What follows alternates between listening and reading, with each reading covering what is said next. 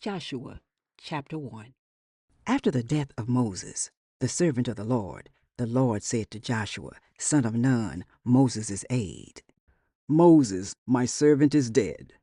Now then, you and all these people get ready to cross the Jordan River into the land I am about to give to them, to the Israelites. I will give you every place where you set your foot, as I promised Moses.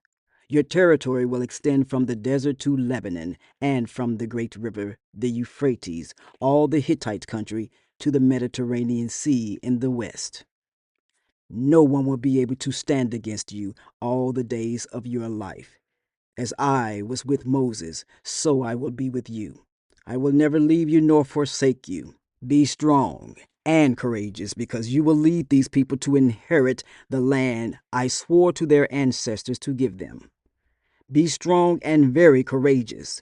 Be careful to obey all the law my servant Moses gave you. Do not turn from it to the right or to the left, that you may be successful wherever you go. Keep this book of the law always on your lips. Meditate on it day and night, so that you may be careful to do everything written in it. Then you will be prosperous and successful. Have I not commanded you? Be strong and courageous. Do not be afraid. Do not be discouraged, for the Lord your God will be with you wherever you go. So Joshua ordered the officers of the people, go through the camp and tell the people, get your provisions ready. 3 days from now, you will cross the Jordan here, to go in and take possession of the land the Lord your God is giving you for your own. But to the Reubenites, the Gadites, and the half-tribe of Manasseh, Joshua said, remember the command that Moses, the servant of the Lord, gave you after he said, the Lord your God will give you rest by giving you this land. Your wives, your children, and your livestock may stay in the land that Moses gave you east of the Jordan, but all your fighting men ready for battle must cross over ahead of your fellow Israelites. You are to help them until the Lord gives them rest, as he has done for you, and until they too have taken possession of the land the Lord your God is giving them. After that, you may go back and occupy your own land, which Moses the servant of the Lord gave you east of the Jordan toward the sunrise. Then they answered Joshua, whatever you have commanded us, we will do, and wherever you send us, we will go. Just as we fully obeyed Moses, so we will obey you. Only may the Lord your God be with you as he was with Moses. Whoever rebels against your word and does not obey it, whatever you may command them, will be put to death. Only be strong and courageous. Chapter 2. Then Joshua, son of Nun, secretly sent 2 spies from Shittim. Go, look over the land, he said, especially Jericho. So they went and entered the house of a prostitute named Rahab and stayed there. The king of Jericho was told, look, some of the Israelites have come here to spy out the land. So the king of Jericho sent this message to Rahab, bring out the men who came to you and entered your house, because they have come to spy out the whole land. But the woman had taken the 2 men and hidden them. She said, yes, the men came to me, but I did not know where they had come from. At dusk, when it was time to close the city gate, they left. I don't know which way they went. Go after them quickly. You may catch up with them. But she had taken them up to the roof and hidden them under the stalks of flax she had laid out on the roof. So the men set out in pursuit of the spies on the road that leads to the fords of the Jordan, and as soon as the pursuers had gone out, the gate was shut. Before the spies lay down for the night, she went up on the roof and said to them, I know that the Lord has given you this land, and that a great fear of you has fallen on us, so that all who live in this country are melting in fear because of you. We have heard how the Lord dried up the water of the Red Sea for you when you came out of Egypt, and what you did to Sihon and Og, the 2 kings of the Amorites east of the Jordan, whom you completely destroyed.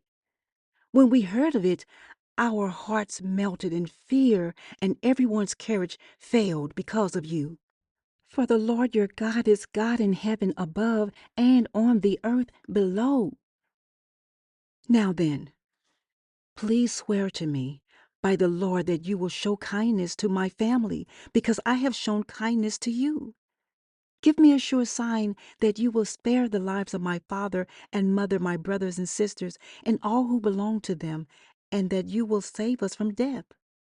Our lives for your lives, the men assured her. If you don't tell what we are doing, we will treat you kindly and faithfully when the Lord gives us the land. So she let them down by a rope through the window, for the house she lived in was part of the city wall. She said to them, "Go to the hills so the pursuers will not find you. Hide yourselves there 3 days until they return, and then go on your way." Now the men had said to her, "This oath you made us swear will not be binding on us, unless, when we enter the land, you have tied this scarlet cord in the window through which you let us down, and unless you have brought your father and mother, your brothers, and all your family into your house. If any of them go outside your house into the street, their blood would be on their own heads. We will not be responsible. As for those who are in the house with you, their blood would be on our head if a hand is laid on them. But if you tell what we are doing, we will be released from the oath you made us swear." "Agreed," she replied. "Let it be as you say." So she sent them away, and they departed, and she tied the scarlet cord in the window. When they left, they went into the hills and stayed there 3 days until the pursuers had searched all along the road and returned without finding them. Then the 2 men started back. They went down out of the hills, forded the river, and came to Joshua, son of Nun, and told him everything that had happened to them.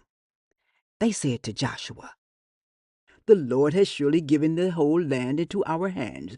All the people are melting in fear because of us." Chapter 3.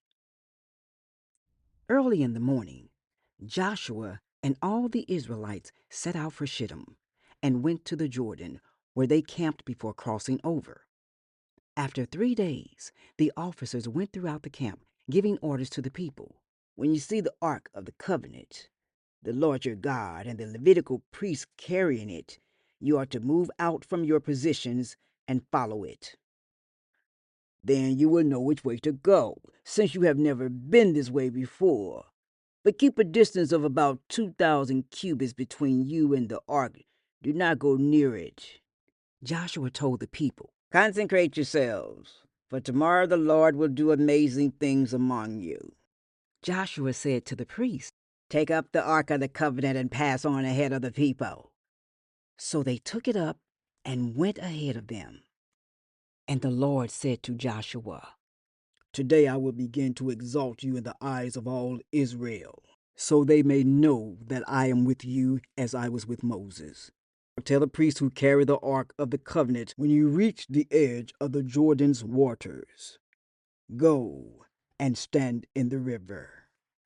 Joshua said to the Israelites, "Come here and listen to the words of the Lord your God. This is how you will know that the living God is among you, and that he will certainly drive out before you the Canaanites, Hittites, Hivites, Perizzites, Girgashites, Amorites, and Jebusites. See, the Ark of the Covenant of the Lord of all the earth will go into the Jordan ahead of you. Now then, choose 12 men from the tribes of Israel, one from each tribe. And as soon as the priests who carry the ark of the Lord of all earth, set foot in the Jordan, its waters flowing downstream will be cut off and stand up in a heap." So when the people broke camp to cross the Jordan, the priests carrying the Ark of the Covenant went ahead of them. Now the Jordan is at flood stage all during harvest. Yet, as soon as the priests who carried the ark reached the Jordan and their feet touched the water's edge, the water from upstream stopped flowing. It piled up in a heap a great distance away at a town called Adam, in the vicinity of Zarethan, while the water flowing down to the Sea of the Arabah, that is the Dead Sea, was completely cut off. So the people crossed over opposite Jericho. The priest who carried the ark of the covenant of the Lord stopped in the middle of the Jordan and stood on dry ground, while all Israel passed by until the whole nation had completed the crossing on dry ground.